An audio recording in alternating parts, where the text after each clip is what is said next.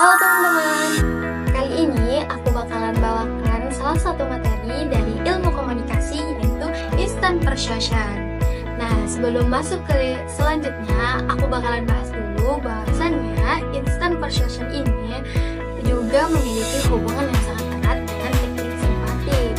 Nah, kalau teknik simpatik itu merupakan sebuah cara yang kita lakukan agar orang lain bisa tertarik dengan kita, sedangkan instant persuasion itu merupakan sebuah aturan sederhana yang kita lakukan yang digunakan untuk mendapatkan apa yang kita inginkan.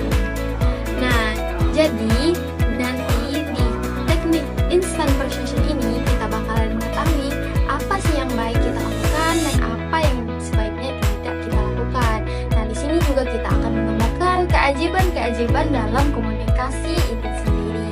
Nah, di sini aku bakalan bahas salah satu aturan-aturan sederhana dari instant persuasion yang ke-13, yaitu lepaskan kritikan Anda. Nah, terkadang kita seringkali melakukan sebuah kritikan atau melemparkan sebuah kritikan bukan pada tempatnya. Sehingga dengan adanya hal tersebut, seringkali terciptanya sebuah hubungan-hubungan yang tidak sehat antara kita dengan yang lain. Nah, di sini aku bakalan langsung masuk ke dalam sebuah studi kasus yang mana semisal aku merupakan seorang ketua kelas dan aku memiliki seorang teman atau salah satu anggota kelasku itu sering kali terlambat ketika masuk kelas. Nah, di sini aku akan melakukan sebuah studi kasus dari kesalahan komunikasi dan keajaiban komunikasi tersebut. Misal dalam suatu hari di ruangan kelas yang mana teman-teman aku semuanya sudah terkumpul, sedangkan hanya ada satu lagi teman aku yang selalu telat untuk masuk kelas. Nah, semisal teman aku ini bernama Budi. Nah, ketika Budi ini masuk kelas dengan telatnya dia masuk kelas, lalu aku sebagai seorang ketua kelas di depan semua teman-teman aku yang lain, di hadapan teman-teman aku yang lain, karena aku merasa ini merupakan sebuah kewajiban aku sebagai ketua kelas untuk menegur dia, aku langsung menegur dia di depan semua teman-teman aku. Misal aku langsung ngomong kayak gini, Budi, lu kok telat dulu sih, nggak tahu malu banget, orang udah dari tadi datang juga malah telat mulu, tiap hari lagi nggak tahu malu. Nah, misal kayak gitu.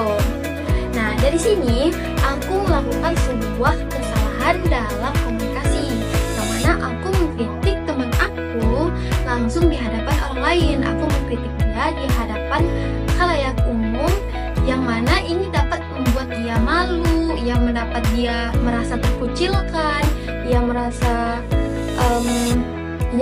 kayak, lah kok gitu sih gitu. Pasti kan dia langsung sedih kan, langsung kena ke hatinya, langsung dia kayak langsung sakit hati gitu loh dengar ucapan aku, walaupun itu merupakan sebuah tugas aku sebagai ketua kelas untuk menegur dia. Nah, bagaimana seharusnya aku lakukan? Bagaimana keajaiban komunikasi yang seharusnya aku lakukan? Nah, untuk keajaiban komunikasi, hal yang pertama kali yang seharusnya aku lakukan yaitu mencari waktu yang tepat, yang pas untuk menyampaikan kritikan aku kepada Budi.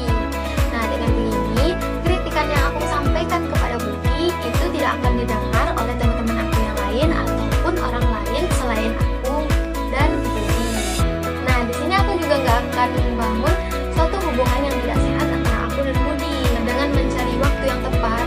Misal ketika teman-teman aku yang lain udah pada pulang, hanya tinggal aku dan Budi, lalu aku nyampein nih ke Budi, Budi, bisa ngomong bentar nggak gitu. Misal aku ngomong kayak gitu kan, lu kenapa sih kok telat mulu? Bisa nggak lu kalau nggak telat gitu? Emang lu kenapa telat mulu gitu? Nah, misal aku nanya gitu kan. Nah, lalu nanti Budi nih bakalan jelasin kenapa dia telat, ini gimananya gitu. Nah, pasti dia juga punya alasannya sendiri dong, kenapa dia bisa telat, kenapa dia bisa hampir setiap hari selalu telat, dan lain sebagainya gitu. Nah, lalu dengan begini aku bisa nyampein nih sebuah kritikan aku, ya udah, jadi kalau misal, nah Nah, misal kalau Budi udah bilang nih kenapa dia telat atau dia mengakui kesalahannya dan lain sebagainya, aku bisa bilang, Budi, ya udah nanti besok-besok lu usahain ya, jangan telat lagi. Kalau bisa lu bangunnya pagi. Nah, nanti lu bisa datang tepat waktu. Gak apa-apa lah lu datang duluan. Kan bagus juga daripada lu telat kayak gitu, nggak enak lihat guru-guru yang lain gitu kan. Nah, jadi dengan ini aku melakukan sebuah keajaiban komunikasi dengan melakukan kritikan yang pas pada waktunya dan pas pada tempatnya. Yang mana pas pada waktunya ketika tidak ada orang lain, tidak ada teman-teman aku yang lain, tidak ada orang lain selain aku dan Budi, lalu pas pada tempatnya dan juga tempatnya ini sepi, nggak ada orang lain, dan lain sebagainya. Nah, jadi teman-teman, menurut aku instant persuasion ini sangat penting sekali kita terapkan dalam kehidupan kita sehari-hari.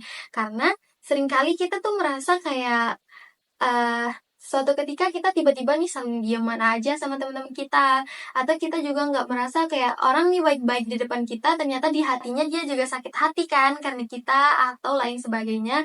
Nah, yang mana di sana kita merasa kita benar atau kita merasa kita nggak ada salah apa-apa sama dia, padahal yang sebenarnya salah dari kita adalah kita telah melakukan kesalahan komunikasi.